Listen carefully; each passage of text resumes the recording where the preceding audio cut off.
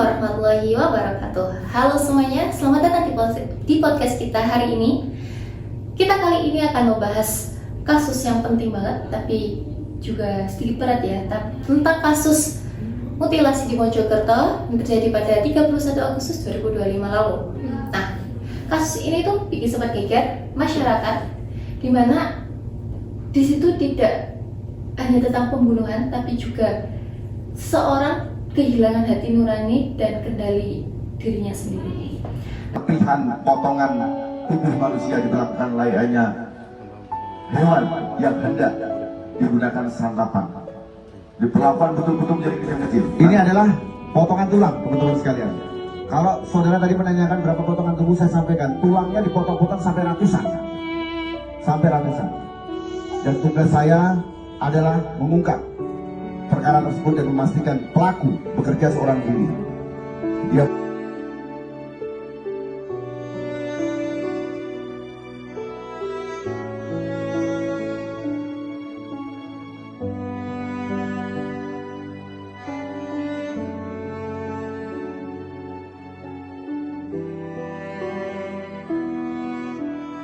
Kali ini saya tidak sendiri, saya ditemani dengan 3 teman diskusi saya, yaitu ada Karissa, Aulia, dan Selvi. Halo semuanya, senang banget bisa diajak ngobrol pada siang hari ini. Hai, di sini kami udah gak sabar banget buat bahas tentang kasus kali ini. Halo semuanya, meskipun pembahasan kita ini cukup berat ya kalau dibaca, tapi semoga kita semua bisa menyampaikan ini dengan baik dan dapat diterima di pendengaran kalian semua. Setuju banget. Nah, kasus ini terjadi pada tanggal 31 Agustus 2025 lalu, di mana seorang bernama Alfi Maulana berusia 25 tahun itu membunuh kekasihnya sendiri berinisial TAS berusia 24 tahun. Nah, kasus ini terjadi di kamar kos Surabaya, di mana pertengkaran tersebut berubah menjadi tragedi. Pelaku menusuk korban hingga meninggal, lalu jasadnya dimutilasi, lalu dibuang di daerah Pacet Mojokerto. Lalu beberapa hari kemudian warga menemukan potongan tubuh manusia itu di jurang, lalu melaporkannya ke polisi. Lalu pihak polisi langsung menangkap pelaku. Si pelaku langsung mengakui, dan alasan dari perbuatannya tersebut tuh karena emosi dan sakit hati. Ya ampun, menurutku sih itu udah di luar batas kemanusiaan banget sih. Nah betul, itu tuh bukan kayak kejadian spontan gak sih? Itu tuh kayak udah direncanain oleh pelaku sebelumnya. Pantes gak sih masyarakat yang sekitar tuh marah besar waktu itu? Nah, yang makin bikin tragis nih, potongan tubuh korban tuh ditemuin di beberapa titik loh. Kebayang gak sih gimana perasaan keluarga korban kalau dengar berita itu? Iya, kasus itu bikin publik geger waktu itu. Nah, setelah kita bahas kronologinya, mari kita lihat dari sisi hukum dulu biar kita tuh paham konteksnya. Kalau kita lihat dari sisi hukum pidana kan jelas banget nih, ini tuh termasuk pembunuhan berat. Menurut kalian perkara apa saja yang dikenakan kepada si pelaku? Yang paling jelas tuh pasti pelakunya kena pasal 340 KUHP tentang pembunuhan berencana. Nah, pada pasal itu tuh pembunuhnya bisa diancam hukuman penjara seumur hidup, bahkan sampai hukuman mati ya namanya. Iya, karena kan pelaku kan itu kan dengan sengaja ya. Setelah membunuh, dia tuh memutilasi. Nah, menurutku itu ada unsur kesengajaan. Nah, selain itu juga bisa dijerat pasal 181 KUHP loh, karena dia tuh memperlakukan jenazah secara tidak hormat. Betul banget. Jadi selain pembunuhan berencana, betul banget. Jadi selain pembunuhan berencana, kejadiannya, tindakannya juga melanggar norma kemanusiaan, yang dimana kan alasan karena emosi itu tidak bisa dibuat sebagai pembenaran hukum. Iya, bukan alasan pemaaf, tapi pasti ada hukum yang tetap menilai. Tepat sekali. Nah, bicara soal hati nurani nih ya, kita masuk ke sisi psikologisnya ya. Kita kan tahu ya bahwa kejahatan itu tidak berdiri di ruang yang kosong, tapi ada faktor psikologis juga tahu ya bahwa kejahatan itu tidak berdiri di ruang kosong, tapi juga ada sisi psikologisnya yang memicu. Nah, menurut kalian apa sih yang bisa membuat pelaku sampai melakukan kejahatan seperti itu? Menurutku tuh dari awal emang hubungan mereka tuh udah gak sehat sih. Secara kan itu dilakukan secara emosi ya sama si pelaku. Jadi ya emang dari awal tuh udah mereka tuh udah emosi, terus jadinya kayak gitu. Hubungannya mereka gak sehat. Iya, bisa jadi tuh mereka tuh hubungannya toksik. Karena kan mungkin ada rasa rasa ingin mencintai lebih atau posesif gitu. Nah, kalau udah sampai kasusnya kayak Alfi tadi sampai mutilasi, itu tuh seseorang tuh kalau dari sisi psikologis sudah benar-benar kehilangan empati nggak sih? Soalnya sampai kayak memotong-motong bagian tubuh itu sampai beberapa ratus potongan tubuh, terus dibuang juga, ada yang disimpan di kamarnya beberapa hari. Terus orang tuh udah kayak nggak mikir di logikanya pastinya. Betul. Dalam psikologi forensik kan mutilasi itu bukan tindakan tanpa kesadaran. Di situ tuh ada kesadaran penuh loh. Emang pelaku tuh punya apa ya? Nah, kalau emang pelaku tuh punya rekam jejak ataupun emang ada tindakan yang dia tuh melakukannya secara nggak sadar, dan dia tuh mikir kalau dia tuh gangguan jiwa, itu tuh harus diperiksain juga ke psikiater ahli forensik. Dan kalau cuman emosi saat ya tetap aja itu kan butuh tindakan hukum juga, harus dipertanggungjawabkan juga. Iya, jadi itu jelas ya. Pelaku tetap bisa dihukum. Nah, setelah kita bahas psikologis, mari kita lihat bagaimana masyarakat merespon kasus ini. Kasus ini kan langsung viral tuh di media sosial. Banyak masyarakat yang menuntut pelaku untuk hukuman mati. Menurut kalian gimana tuh soal itu? Jadi dari sisi moralnya ya. Kalau dilihat dari sisi moralnya kan, hukuman mati itu kan sangat bertentangan dengan HAM.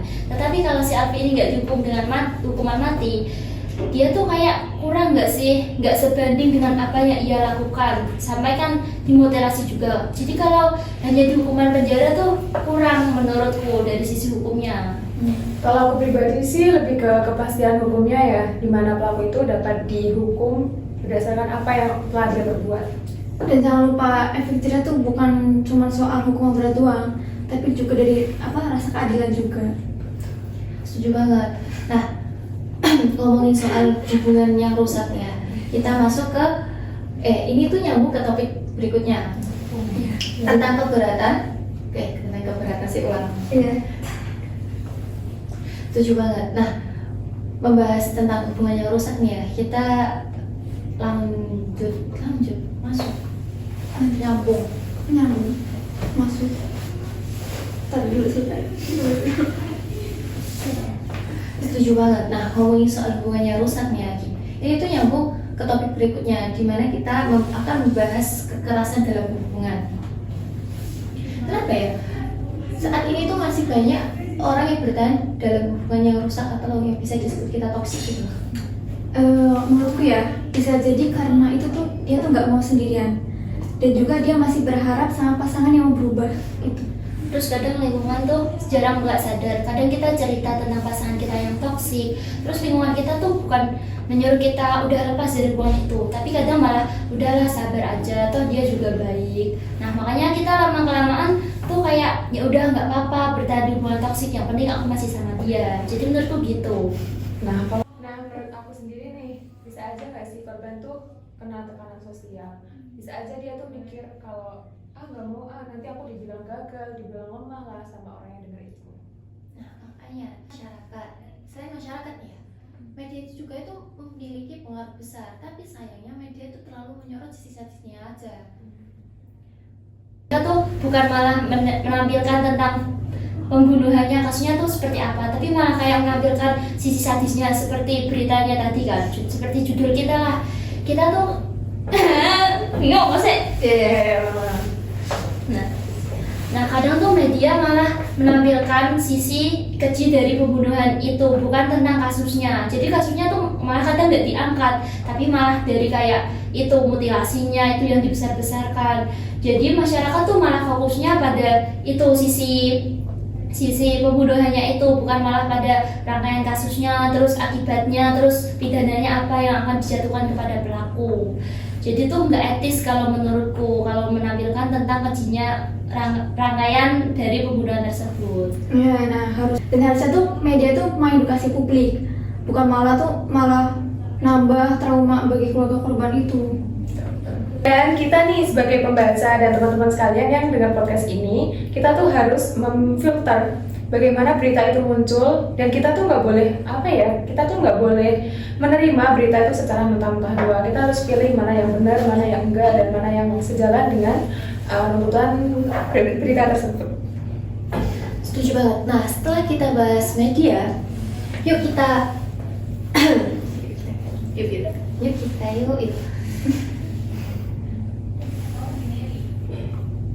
Setuju banget. Nah, setelah kita bahas media, yuk kita gali lebih dalam lagi tentang bagaimana hukum pidana itu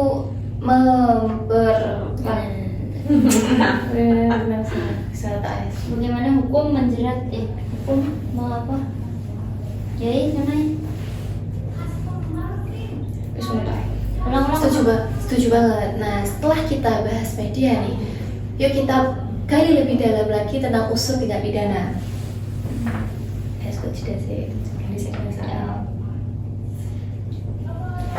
Nah, dalam unsur tindak pidana kan tindak pidana.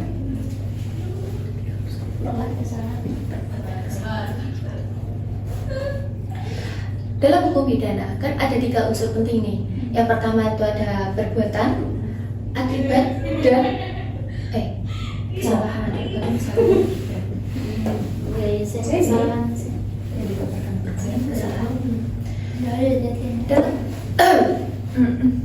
Dalam hukum pidana kan ada 3 unsur penting nih.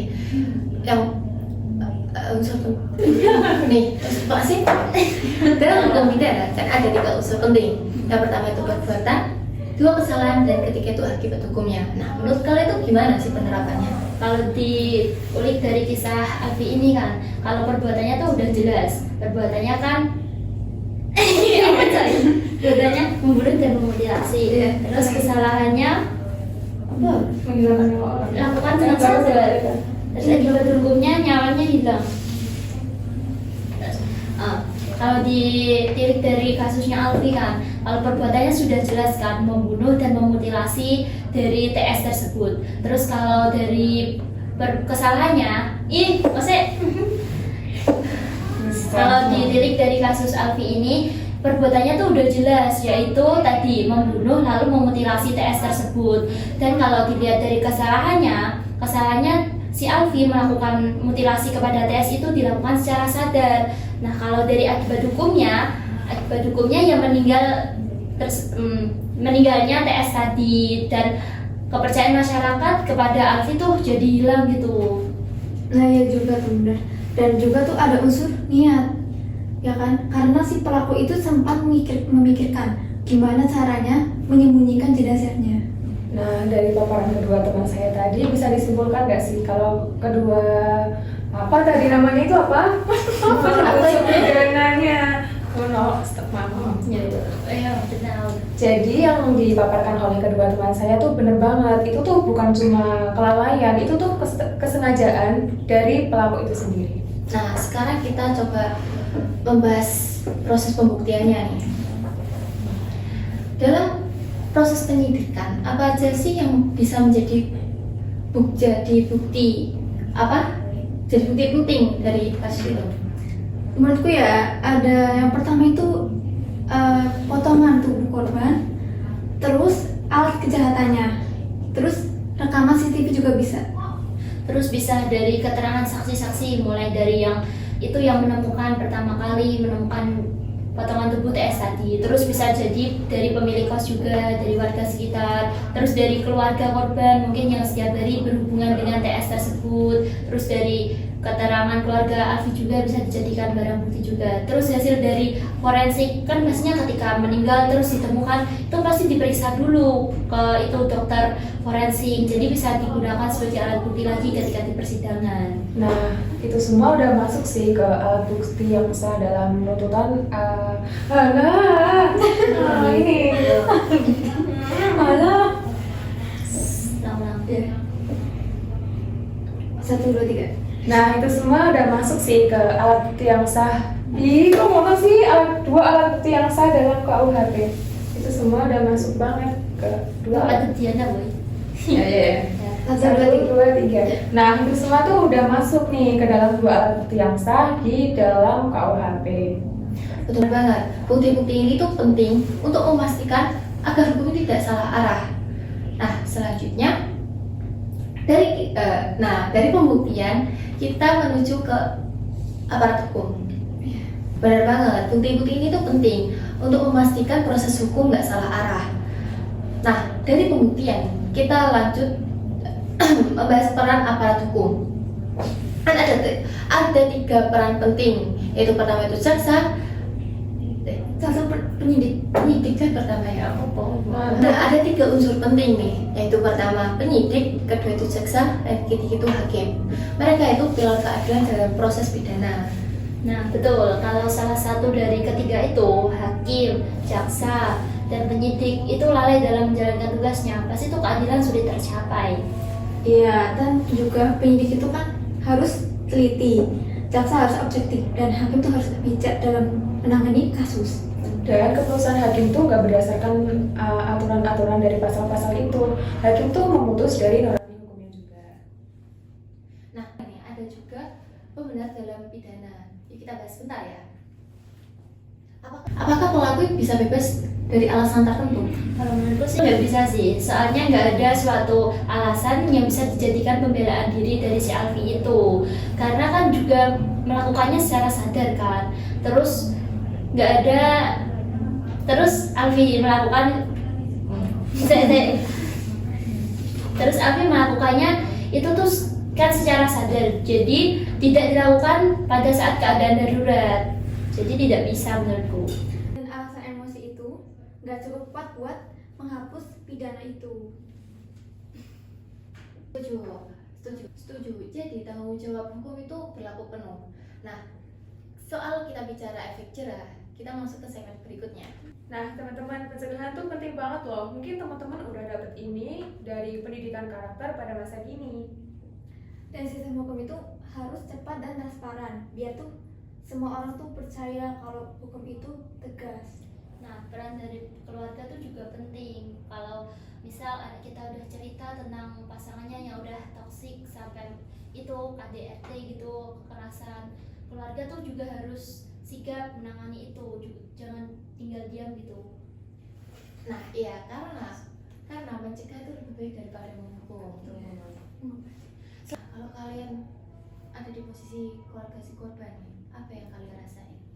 Pasti hancur banget, bukan cuma kehilangan doang sih, tapi mungkin dari keluarga korban mungkin merasa sakit hati. Kalau aku pribadi sih, kalau aku di keluarga korban, aku pasti feelingnya tuh campur aduk gak sih, rasa kecewa, marah, capek karena ada kejadian kayak gini, pasti nyampur jadi satu.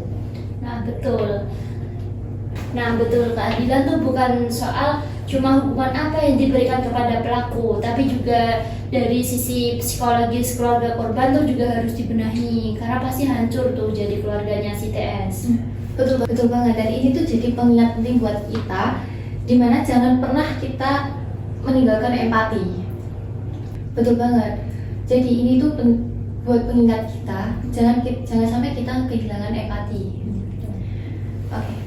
Oke, dari kasus ini tuh kita belajar bahwa hukum bukan hanya sekumpulan pasal, tetapi juga cerminan hati nurani manusia. Kendalikan emosi sebelum emosi mengendalikan kamu. Dan jangan takut untuk meninggalkan hubungan yang berbahaya. Karena tindakan yang nekat itu bisa menghancurkan dua kehidupan sekaligus. Baik, terima kasih buat Karissa, Aulia, dan Selvi yang telah menemani diskusi yang panjang hari ini ya.